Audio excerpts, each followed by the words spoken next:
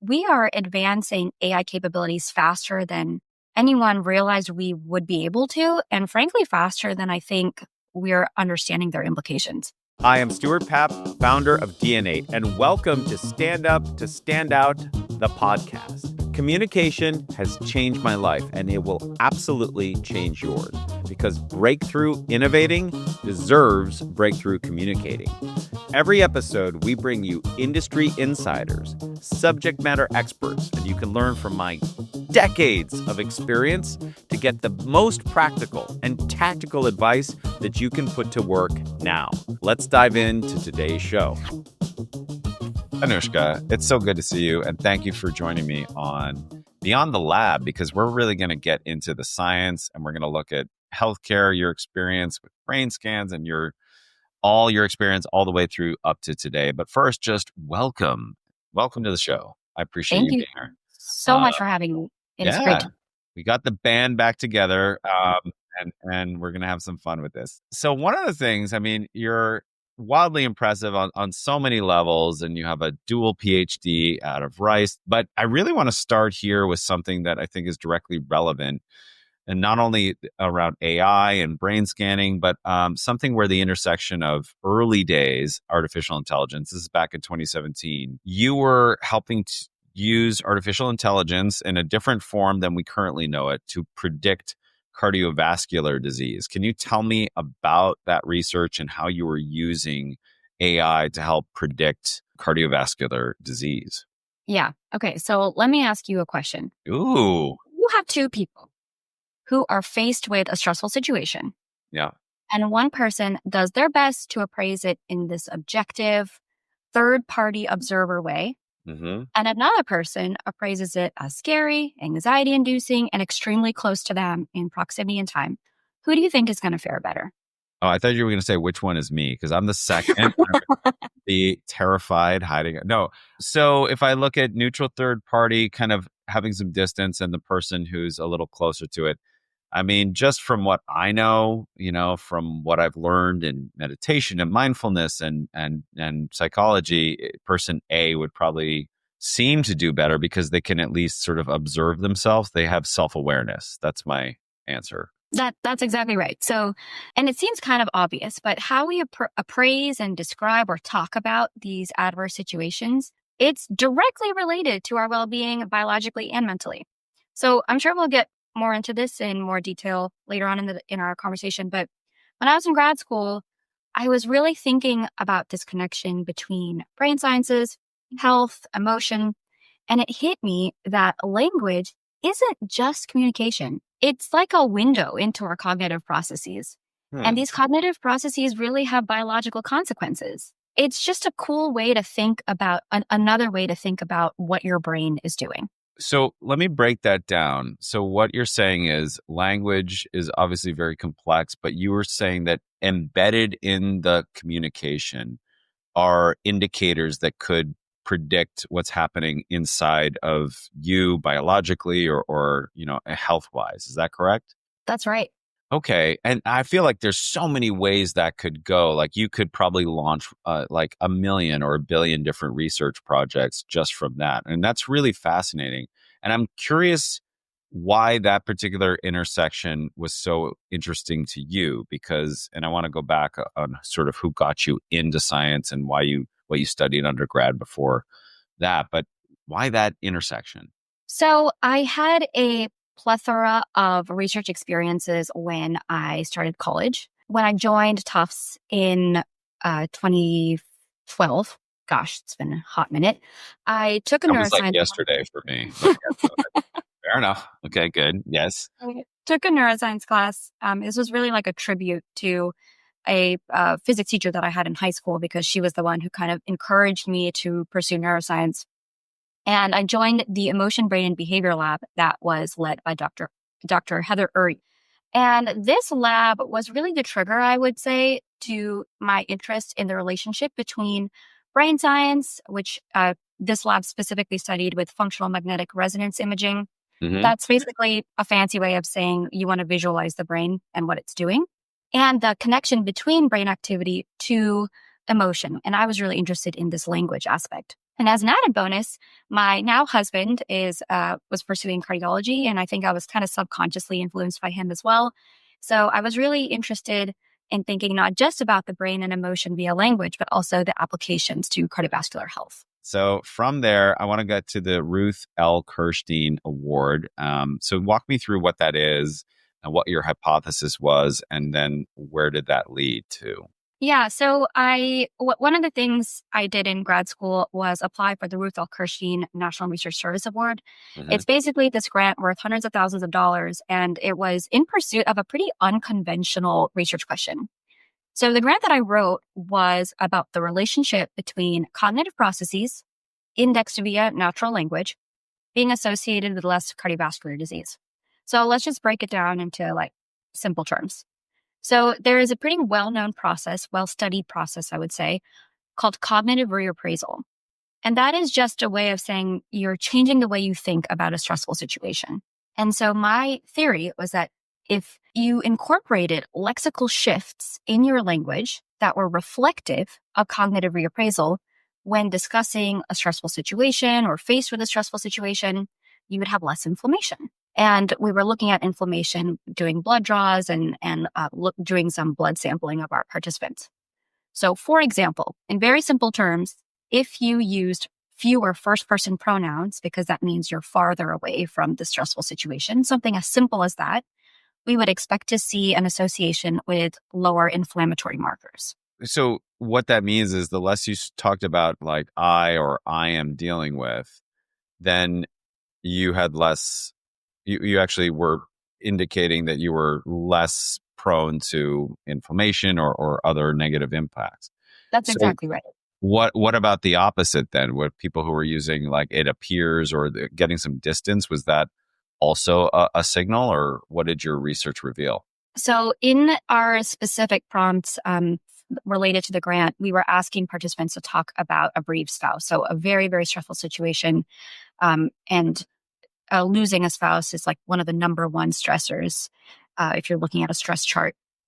And when describing this, we would then look at their biomarkers after they would describe these situations. And we were able to see, okay, if we're able to look at the association between stress in these individuals and inflammatory markers, and then also run their transcriptions of what they were talking about when describing the brave spouse, we Yeah. could run that through our algorithms to deduce a score that is reflective of cognitive reappraisal. We can then look at the association between cognitive reappraisal and our biomarkers. So I'm curious, this is back preceding ChatGPT, all of this. I think you used a technology called BERT. What does BERT stand for again? So BERT translates to bidirectional encoder representation transformers. So I Hmm. can explain what that means in English. It's basically a powerful tool that can consume large amounts of data. It can look bidirectionally. So what that means is the way humans process English by understanding the full context of a sentence, it can differentiate between a steel can versus the verb can. Mm. And it came out before GPT-3 and ChatGPT, which is now widely known, of course, but I would say it's still relevant. I think it's really useful in the context of foreign languages. So the model that I built was off of BERT. And what we did was we processed our participants' data, their language, their transcriptions in these BERT models. And we're able to train our models to identify language that was more objective and distant. Mm. And then what we found was in relation to health outcomes, we found that people who had higher scores of objectivity also had healthier outcomes. What I'm curious about, I think it's really interesting, and there's so many ways that you could go with that. I'm curious, the technology has evolved quite significantly, and I'm interested in, because I'm assuming that you were looking at transcripts and not tone, delivery, cadence, inflection, any of that. Is that correct? That's right. And you bring up a good point. That is a gap in our research, and that is something that I hope I people knew are it. now. Knew it. No.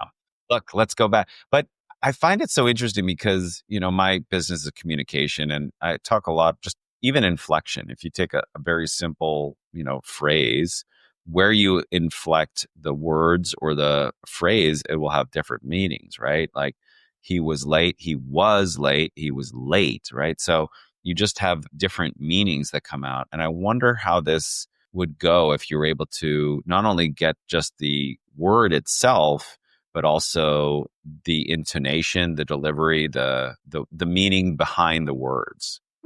Even things like confidence, I think all those things play a role. And I think one of the challenges we have with these algorithms and with these types of models is that it's really hard to capture that in the form of written data, Right. right? And that is a major downfall of some of these tools, is that until we figure out a way to accurately capture confidence, intonation, where emphasis was made when something was being delivered, Right. we're going to miss out on those constructs. It reminds me of a phrase that, in some parts of the United States, people will say, bless your heart. But what that really is, that's like, oh, you're insulting me. Like you think that I'm really pathetic and I can't. But if you look at the transcript, it's like, wow, that person was so generous. They said, bless your heart. They must be wishing the best. And so there's so much nuance there. It's funny because my son is young and my kids are starting to pick up on like sarcasm and irony, but you sort of you have a learning curve, and then language is just so nuanced. So but anyway, really fascinating. I want to jump back, don't quote me on the chronology here, but I want to talk about problem structuring, because in Okay. between your undergrad and your graduate degrees, multiple degrees, if you're not paying attention, everyone, there was an S at the end of that degree. Multiple degrees. You spent a few years at Putnam. I want to talk about that experience, but I also want to get to one of the things that you talked about, which is problem framing or problem structuring. But maybe you could talk about the 2 years in between your undergrad and grad, what you were working on specific around healthcare, and then just that sort of meta purpose of looking at how problems are structured. Yeah. So I'll actually go one step a little bit further just to give a little bit of context. So throughout college, I had gained these very useful skills. So I was in Dr. Mitchell's social cognitive neuroscience lab at Harvard. I had done a computational chemistry internship at a pharma company. And through these experiences, I learned Python and C++. So I was getting equipped with these like technical chops. And because of that, I knew I wanted to do a PhD at some point. Like I knew that I wanted to build that skill set out further. However, I also knew I wanted to get crisp on some fundamental skills like how to structure a large scale problem. And one downside of academia is that it's really hard to get exposure to these real world problems. You need to go out into the world and do something like consulting to get that experience. So I really owe all of those skill development to Putnam, because that was the opportunity for me to learn how to determine what the right problem is to solve and then develop a structure on how to execute. This was important for me also because I knew I was going to go back into academia, but even when I was in academia, I knew I always wanted to be considering what those real world implications would be of my work when I would inevitably go back to industry. The large scale problem solving, I think it can be really rigid and malleable depending on the situation that you're in. But what I like to use is the scientific method. It is structured enough, but flexible enough. It's really just breaking it down into having a very clear goal, making sure you're avoiding any scope creep, and making sure that you're aligned with everyone that you're working with on what it is that you're trying to achieve and solving the right problem. Then from there, having some kind of hypothesis and some research method to figure out if it's data that needs to be collected, what you need to be collecting to answer that question, and then taking those findings and being able to synthesize some meaningful recommendations as a result.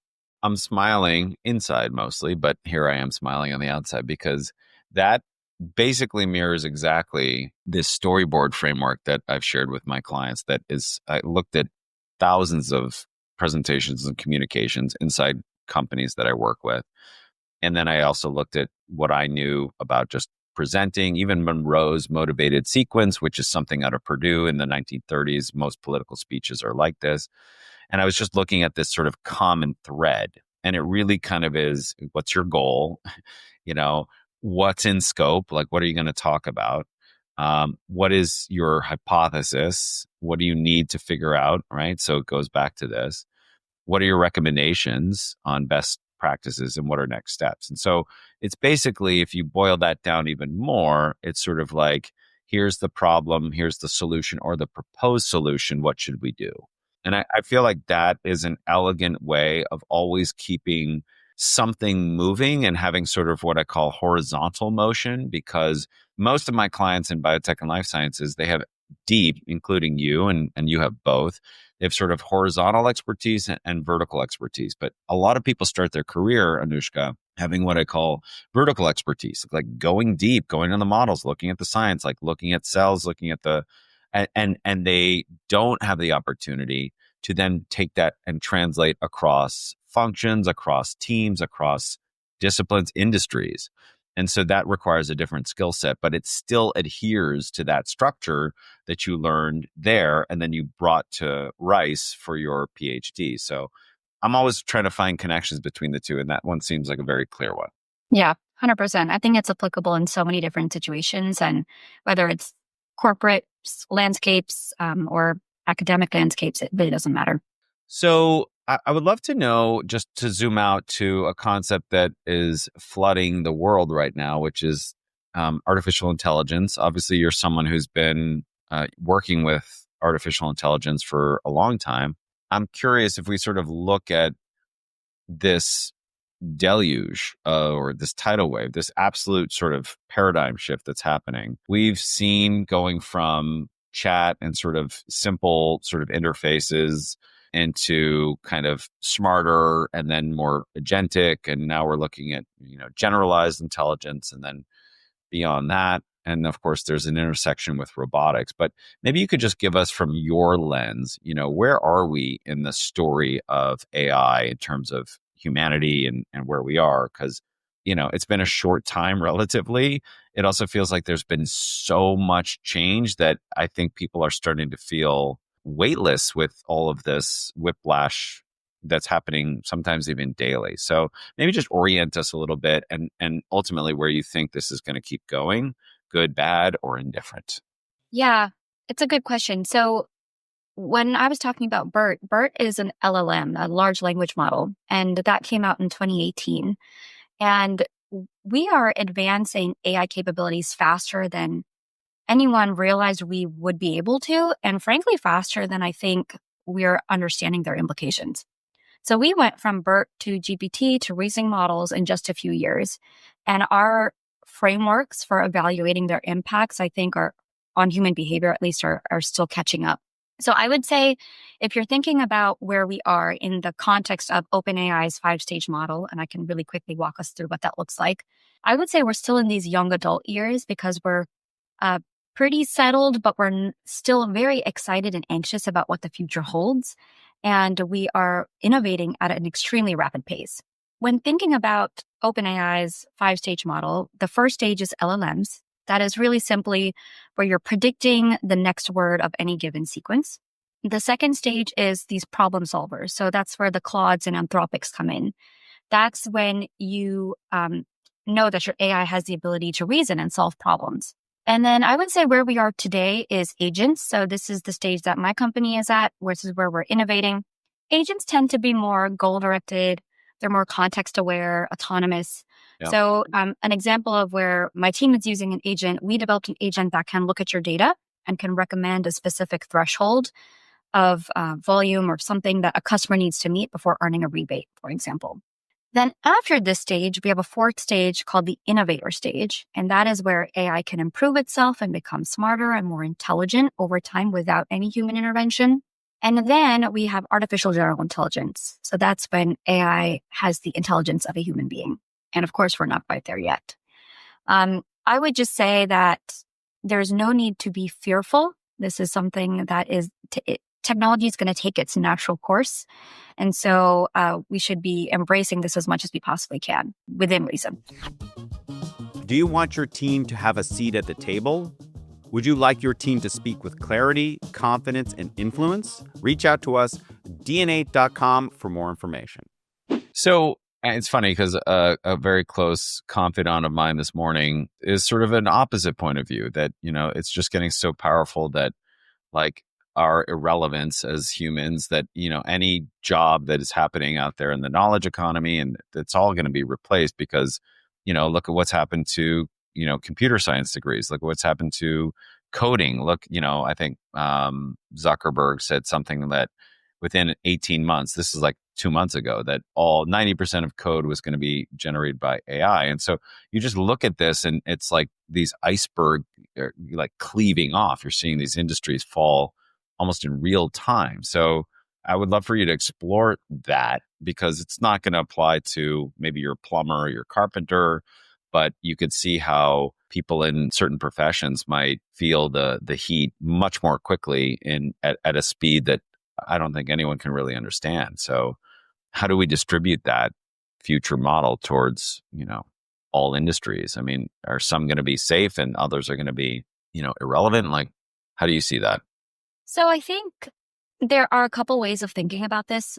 So I think that number one, we cannot just assume that AI is going to magically do our jobs or replace us, because that is certainly not the case. And, if you have a clogged sink, you still have a clogged sink. You still need to call a plumber. I also think that we need to think about when and how and in what context. There's a time and place for everything we want to be using AI. So, for example, in my family, I am like the AI person in the house, but often I'm the one who pulls out my phone and I'm like tempted to use ChatGPT, but I'm like, you know what? No, I'm not going to pull out ChatGPT. Let's use our brains for a second.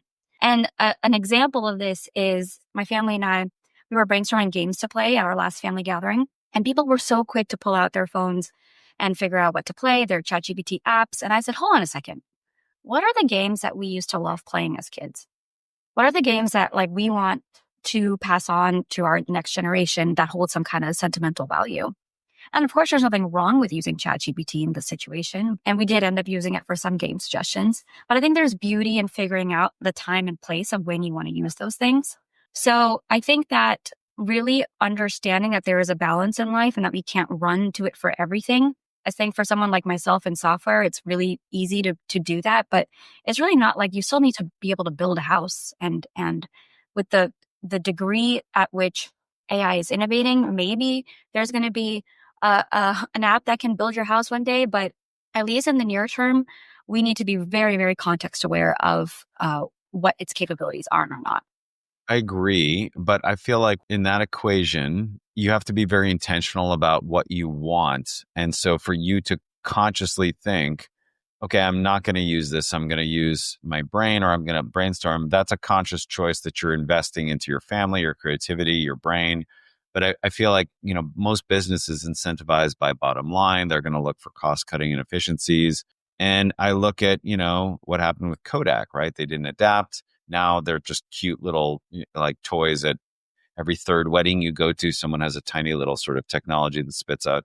There's a lot of technology that's sort of been completely evaporated because it's now become driven by humans in the loop who want that. Like, you can go buy a record player today, but you have to sort of seek it out a little bit. You have to and it's fun. And if you want that in your house, but you and I know that 99.999% is going to be through the internet, Spotify, whatever, because the economics are just too powerful. And so I think what you're saying, I value that, and I value what humans can do. I guess my philosophical question is, where are humans in the loop if we're going to have these massive leaps in innovation and AGI?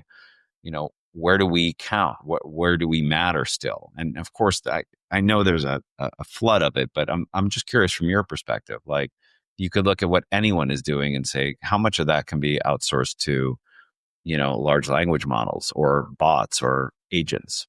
So I think if I'm understanding your question, I think it's really thinking about how to bifurcate what AI should be used for versus not, right? So in my head, you want to let AI handle large data processing, pattern recognition, but then I want to make sure that I'm showing my kids that, don't just take out your phone for everything. Leave creativity, empathy, making meaning out of these experiences. I want to protect my kids and make sure that they are maintaining their curiosity and asking questions that may not always have algorithmic answers, right? So I think it's really just making sure that we are are thinking very consciously about what kind of world we want to build and how to bifurcate the different uses for where AI is relevant versus not. That's fair. So talk to me about pros, where you currently are. So you've gone from, brain scanning to building and predicting, health outcomes to now building pricing tools or using AI to sort of optimize pricing. Could you walk me through the high level of what you're doing at Pros and then how you've leveraged your experience and your training to do what you're doing today? Yeah, so I work for Pros for a B2B enterprise software company. And we have two main flagship products, our price management solution and our price optimization solution. And basically what that is we have large businesses that come to us for pricing software and they manage all of their pricing in our software. And also some use our optimization tool, which helps them determine what the optimal price point is. And kind of what led me here was that so much of my PhD ended up being in this computational space. So when I applied for my position at Pros, they were specifically looking for someone who had experience with neural networks, who could speak the science, if you will. Mm-hmm. So I started my journey at Pros as a researcher, then moved into product management. And at Pros, I've had the opportunity to productize all different types of AI. So predictive, agentic, generative, that is for this use case. So pricing and in the context of pricing and finance. So an example I can give you in the context of price optimization is, let's say you sell LED strip lights and you're in this B2B setting. You have color changing bulbs, solar powered batteries, a remote control feature. It's a retail outlet. It's an urban geography in California. So that price point might look a little bit different if all those attributes are different. And things like seasonality, geography, all these things affect the way the price should be optimally delivered to the customer. So our science is looking across these massive data sets of historical data to determine what the optimal price point should be. Mm-hmm. So it's been a really cool experience being able to take these technologies and productize it into something that is applicable for real world applications, like pricing in these B2B settings. So it would seem to me that you can leverage AI to test like a billion hypotheses and come back. And this is one of the things that I enjoy most is that it expands your ability to run with an idea and then ask the tool to iterate it, 100 times and then run those tests. So is that a component of it? Because I would imagine that, pricing is a very complex. It's simple in some ways, right? What do you charge for that? But what is the value? What are people going to value? And I use this with my clients, right? I talk about value as a concept and I say, okay, everyone here, imagine that I have where you are right now, a bottle of water to sell. And how much would you give? Type in the chat or whatever. People, $1, nothing, right? It's always like almost nothing. And the reason is because everyone's hydrated.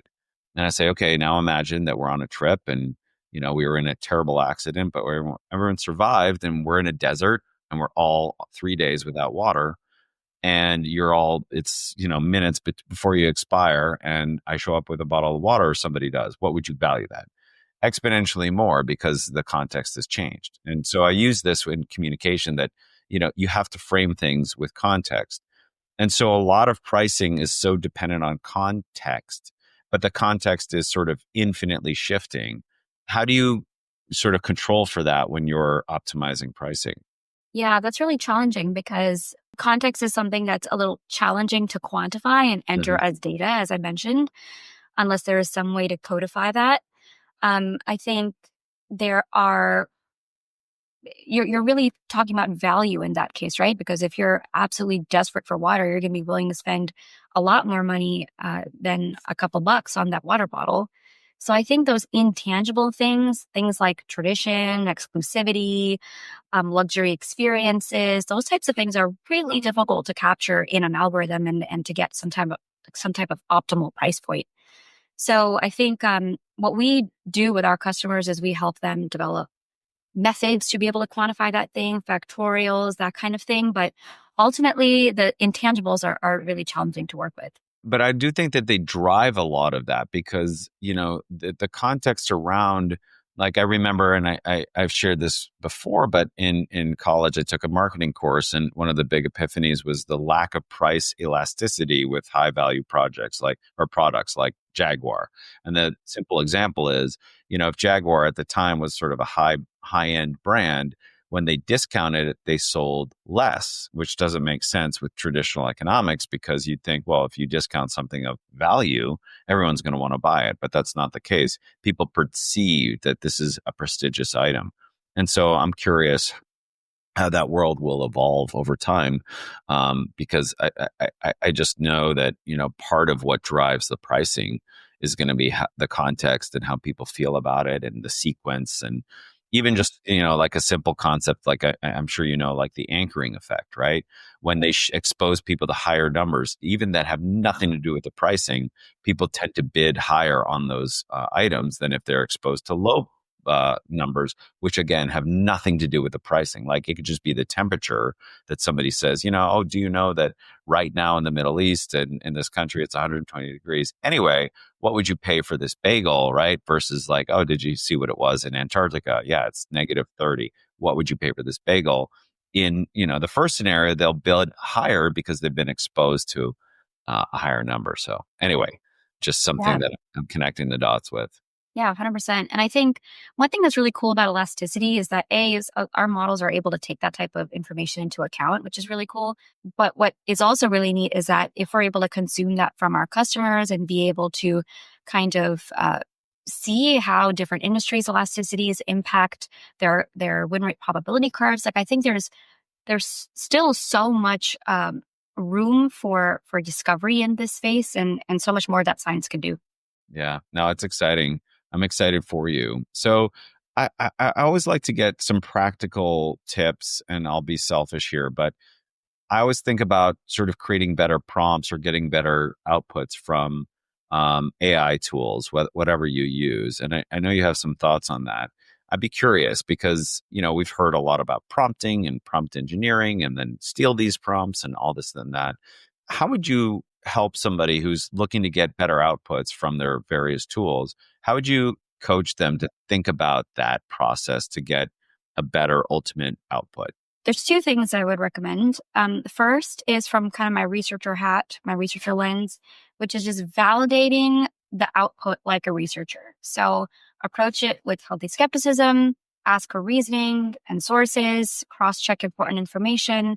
We've seen lots of different situations where professionals have asked for citations and the AI has just completely hallucinated and made up something, and that can be really dangerous. So I would just, approach output with a good amount of healthy skepticism. Can I ask, I'm going to interrupt you mid phrase because I think that's so important what you're saying. And I've thought a bit about this, but I would love your expertise, Anoushka. Like, do you think that it's useful to use a tool to sort of fine tune a sort of credibility checker that you would then copy and paste in every prompt when you finally get your output saying, now, before you give me the final output, like this is always draft form, go through this checklist or some version of that. And if so, it sounds like we're on the cusp of it. What would that checklist sort of be? Yeah, I think it depends on the context. If you're specifically asking for it to check calculations or check citations or check for certain phrases, I think it really just depends on what you're looking at. What I would say is check the checklist, just because, like just this morning, I was trying to like hack and do some math and it just pulled like the completely wrong cells to do the math that I wanted it to do. Yep.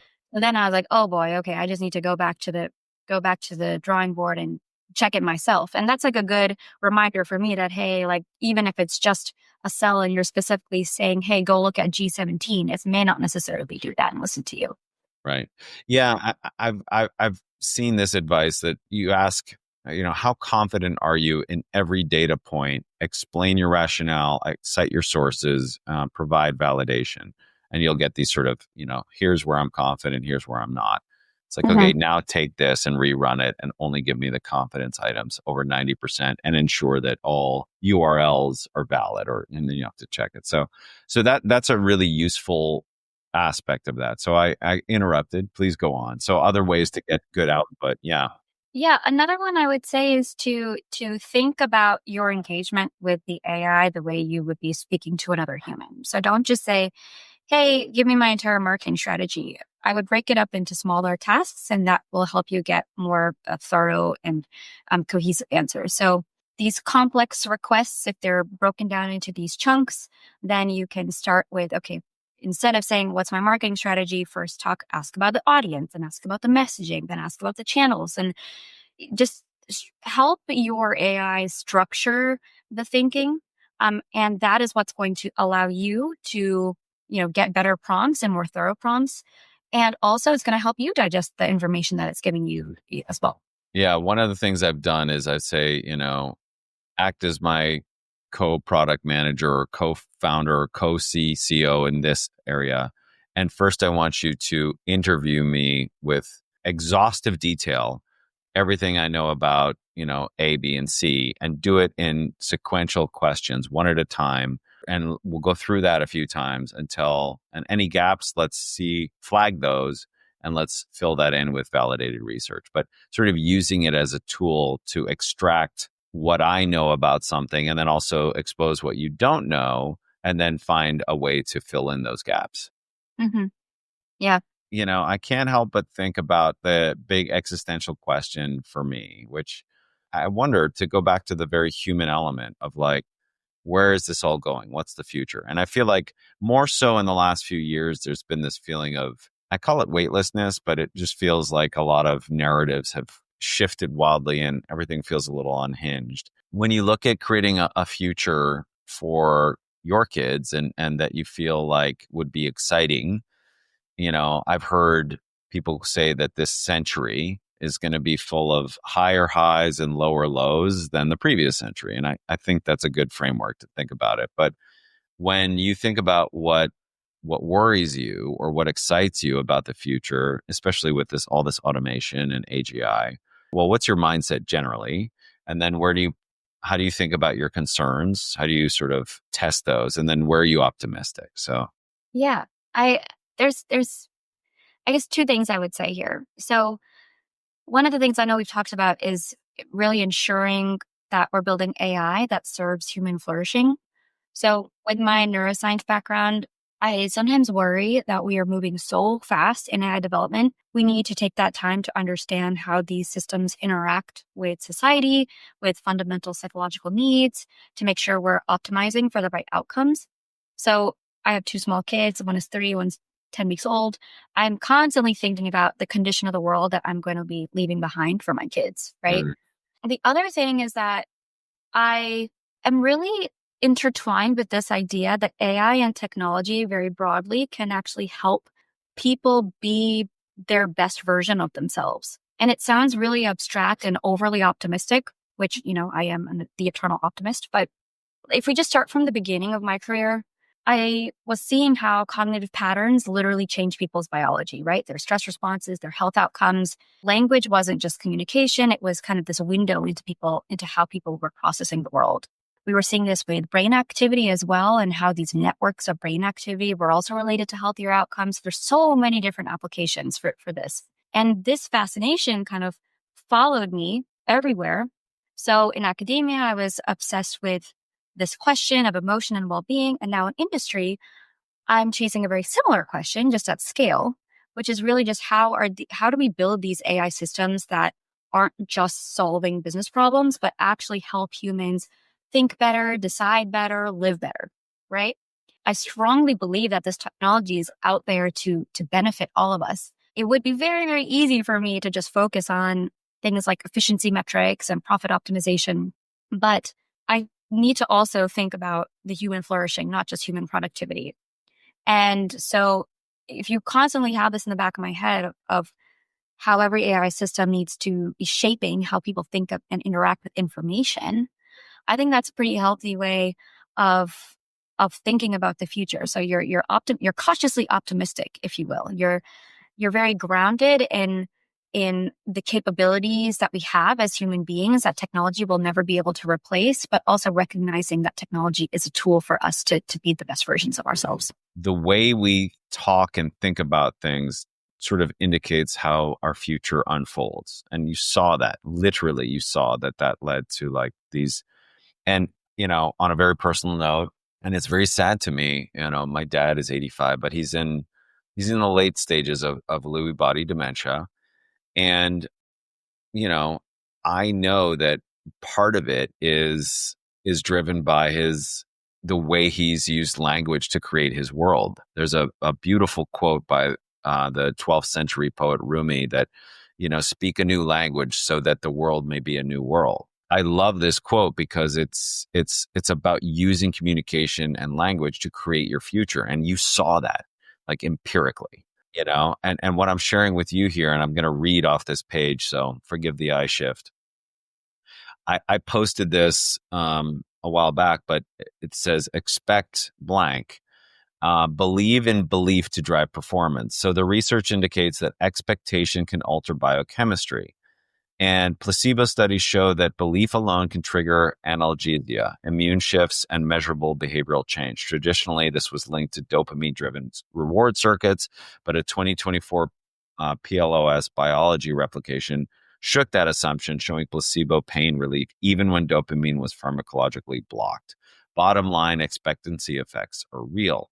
So I feel like this is correlated with what you're saying, and it gives me hope. But you tell me if I got it wrong or I misattributed the connection. No, you got it. You got it. It's really just how we think about the world, and we're manifesting that for ourselves. Yeah. Right? It's like all a self-fulfilling prophecy. So if we are doing good and doing good with the AI that we're building, then nothing like it.